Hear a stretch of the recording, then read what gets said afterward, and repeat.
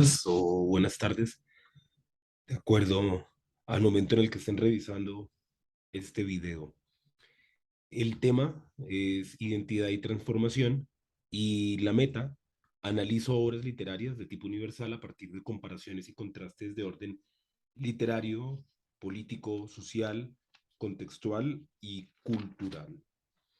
Este análisis de identidad y transformación está visto desde la obra Scorpio City de Mario Mendoza,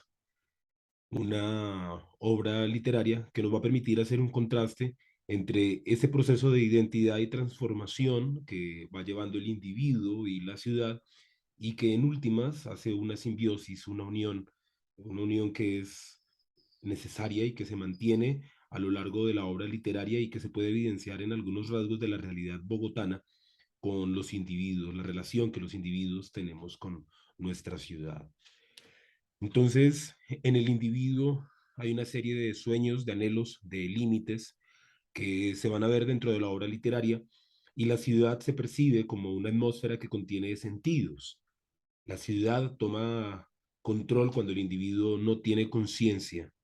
Eso va a llevar a que el individuo encarne las causas y la ciudad las consecuencias de un destino manifiesto, de un destino que se va desarrollando paulatinamente y el que tanto ni la ciudad ni el individuo logran hacer de una manera individual. Siempre se necesita la relación mutua individuo-ciudad y esa relación simbiótica pues trae entonces una identidad y una transformación mutua. Al respecto de identidad, Juan Manuel Roca, poeta bogotano, plantea: la ciudad se vuelve nuestra a partir de un hecho recíproco como el caracol que lleva a cuestas su propia casa. El hombre moderno lleva la ciudad adentro, el mapa que lo habita y lo recorre. Decir ciudad implica decir herida, gueto o laberinto, también festejo. Ese elemento se percibe de una manera bastante singular en la obra y vamos a ver lo que plantea Mario Mendoza acerca de esta obra literaria, esta novela policíaca que no corresponde a un final feliz. Él dice: en un país con el 97% de impunidad, una novela policíaca con final feliz es pura literatura fantástica. Y en últimas, lo que quiere explicar aquí Mario Mendoza es que el final no necesariamente tiene que ser concluyente, redondeado, quizá lo que hubiésemos esperado en otras obras literarias suyas o de otros autores,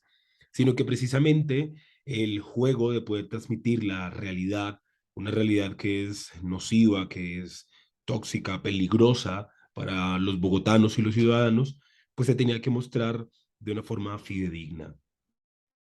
El individuo tiene una relación de dependencia con la ciudad y esa dependencia se percibe a partir de algunos ítems como puede ser la clase social, el estrato socioeconómico,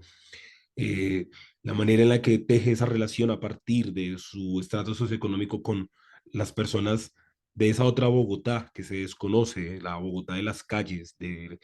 los oprimidos, de las prostitutas, los drogadictos, los recicladores.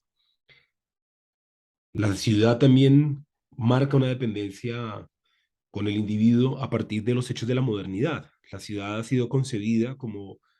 el elemento más desarrollado de la modernidad para el hombre y eso ha alejado al individuo del campo y de otras nociones.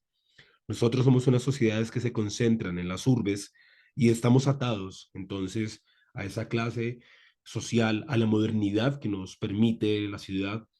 pero también a la posesión del dinero. Vivir en las ciudades, tener acceso más directo al dinero para ganarlo y para gastarlo, lo cual también se vuelve una relación de dependencia que puede ser nociva. Los centros de educación que la ciudad tiene también permiten que las ciudades se sigan alimentando de más seres humanos, con más sueños, con más anhelos, pero que de cierta manera se alejan de sus procesos de identidad cuando tienen que emigrar a una ciudad como lo es Bogotá, una ciudad que puede ser hostil, que puede ser fría, pero la necesidad de la educación y los centros culturales lleva entonces a que el individuo concentre su visión en la ciudad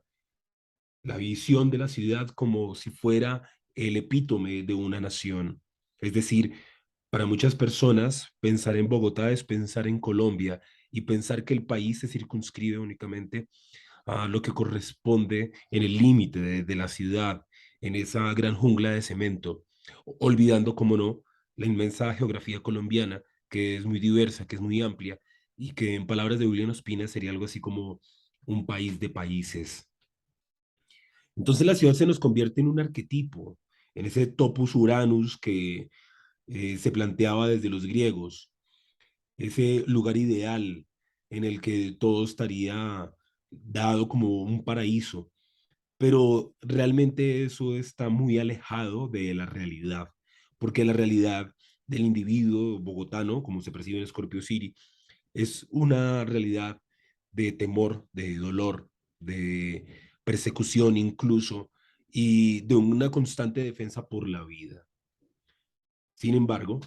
ese principio de identidad, que aunque es muy hostil, marca un determinante en el individuo. Es decir, a partir de ese caos termina ahí el proceso de identidad y se desarrolla plenamente. Para Leonardo Sinisterra, el centro de la ciudad le brindaba calma. El desorden y el caos urbano le dan, de cierta forma, tranquilidad y estabilidad. Y eso se puede percibir a lo largo de la obra literaria, no solamente en los momentos en el que Leonardo Sinisterra es un investigador, sino en todo el periplo, en todo el recorrido y la transformación que él va a ir sufriendo a lo largo de la obra literaria. Para el teórico Manuel Delgado, eh, ya pasándonos a la idea de la transformación, los protagonistas de esta sociedad dispersa y múltiple que se va haciendo y deshaciendo a cada momento son personajes sin nombre, seres desconocidos, apenas conocidos, que protegen su intimidad de un mundo que pueden percibir como potencialmente hostil. Es una fuente de peligros para la integridad personal y a esa sociedad es a la que se va a enfrentar Leonardo Sinisterra. Un Leonardo Sinisterra que empieza su historia en la búsqueda de la verdad, cuando en la novela percibimos que tiene el hallazgo de la primera prostituta asesinada y en esa búsqueda de la verdad va a buscar a Celia. Ella no le va a dar muchas razones, pero en la segunda visita lo envía a donde el apóstol y el apóstol va a ser determinante porque el apóstol se marca casi como un oráculo, un personaje que tiene una mezcla de sabiduría popular y también muy mítica, un hombre que está analizando cuáles son los crímenes que se están cometiendo contra las prostitutas y el significado que eso puede llegar a tener dentro de los signos zodiacales con los que se está haciendo el asesinato de estas mujeres. Ese elemento que es muy interesante y que atrapa de entrada en la obra literaria va a ser olvidado rápidamente porque la novela sufre un giro, sufre una transformación, al igual que la ciudad y que el personaje principal. Leonardo Sinisterra se interna en las calles y se interna no solamente como investigador, también se interna como un habitante de calle. Y eso implica que ser bogotano es pertenecer a las cloacas del infierno. Eso se percibe dentro de la obra literaria no solamente por la recurrencia de las cloacas, sino por la degradación que hay sobre la vida humana del individuo, casi cooptada, casi atrapada por la ciudad. Por eso, eh, ser aquí ciudadano es sinónimo de roedor. Solo manifiesta William Ospina en esa defensa o en esa preocupación que tiene acerca de los marginales, de la vida tan dura que llevan, como lo decía anteriormente, prostitutas, ladrones, habitantes de calle, personas que van de tránsito como inmigrantes también. La ciudad, que también sufre una transformación, no es la misma ciudad de los años 40 del siglo pasado.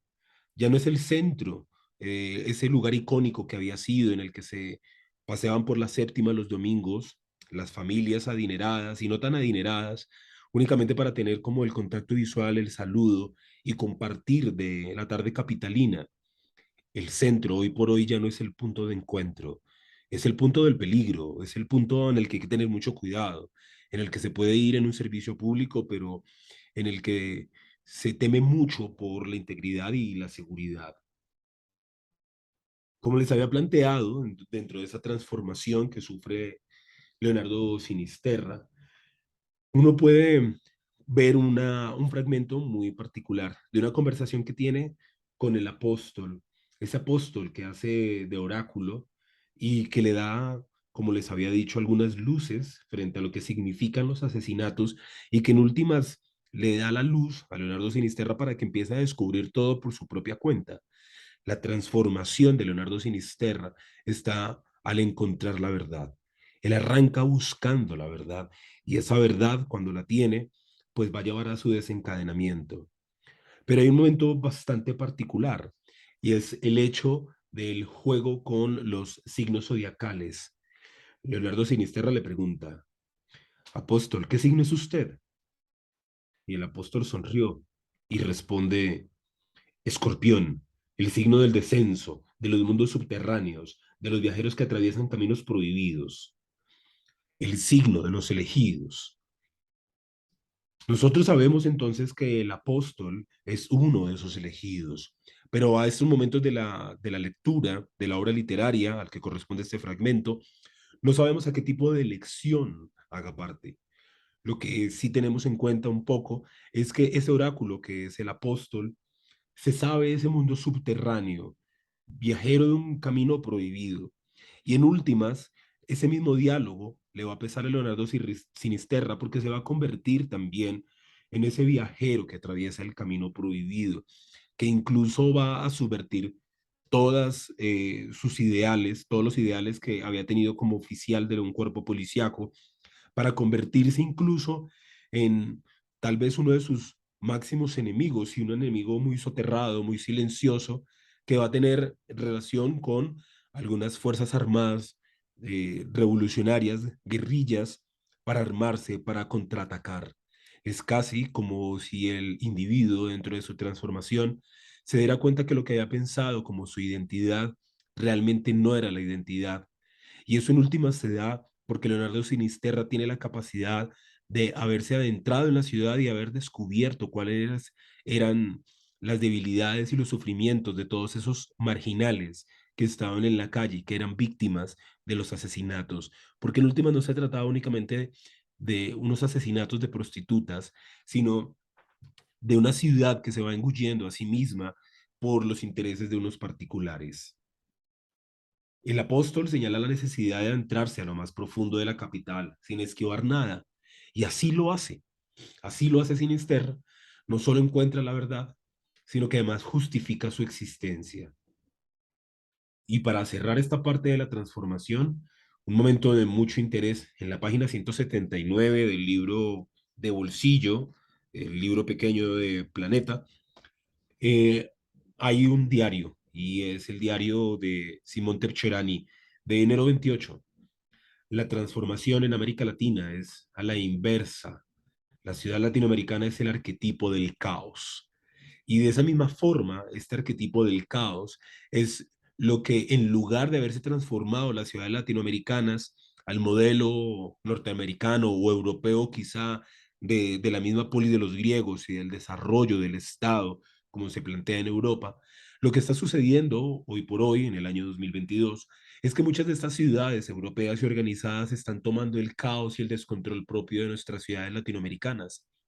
No en vano, por eso estamos viendo multitudes que salen a protestar y a tumbar gobiernos, que salen a cometer actos vandálicos y manifestaciones de facto de protesta que van a llevar a la destrucción de monumentos históricos, de grandes empresas, de los comercios. En últimas, es casi como si todo el mundo se hubiese contagiado de ese arquetipo de caos que se vive en Latinoamérica. Y este siglo XXI, después de la pandemia, con una guerra en ciernes entre Ucrania y Rusia, monedas devaluadas, hambre por todo lado, enfermedades nuevas que surgen y un constante temor, pues es en últimas la síntesis de ese modelo que se ha replicado y que quizá no se replica con una predeterminación dada, pero que se evidencia. Ahora, esto a manera de bonus, y es la estructura que es muy llamativa dentro de la obra literaria. Algunos lectores quedan insatisfechos por la manera en la que se cierra la obra, pero también quedan un poco dubitativos realmente frente a quién está contando qué y cómo se cuenta. Estamos hablando de una novela en la que se están leyendo ah, algunos programas de radio, unos programas de radio nocturnos en los que el misterio es el tema central, pero también estamos hablando de unos capítulos que se dan en segunda persona, muy al modelo de Aura de Carlos Fuentes, que además es uno de los libros preferidos de Mario Mendoza y es parte como de ese dinamismo. Entonces, en la estructura vamos a encontrar elementos como los siguientes. La presencia de un alter ego, y el alter ego va a ser el que cierre la obra literaria. Simón Tercherani, que además justifica la necesidad de transmitir la historia tal y como se la contó Celia, sin añadirle ni quitarle, porque la realidad tenía que primar sobre la forma. Y para aquellos que se preguntan que la estructura o la forma no les convino, no les satisfizo como lectores, pues deben tener en cuenta que esta, esta explicación que hace Simón Tercherani, pues justifica la relación que ha tenido. Simón Tercherani ha sido como el reconstructor de la vida de un Leonardo Sinisterra y ha mostrado el recorrido que tuvo que llevar a cabo para su transformación. La transformación también de una identidad y de una identidad mutua con la ciudad. Simón Cherani es un personaje muy interesante, es el alter ego o uno de los alter egos que más evidencia en Mario Mendoza. No solamente aparece en esta obra literaria, por ejemplo, en la novela Los Hombres Invisibles, también aparece Simón Cherani como un escritor que se había ido de Bogotá y se había internado en la selva chocuana, quizá buscando unos mejores cambios. Esa novela, Los Hombres Invisibles, es tal vez de las únicas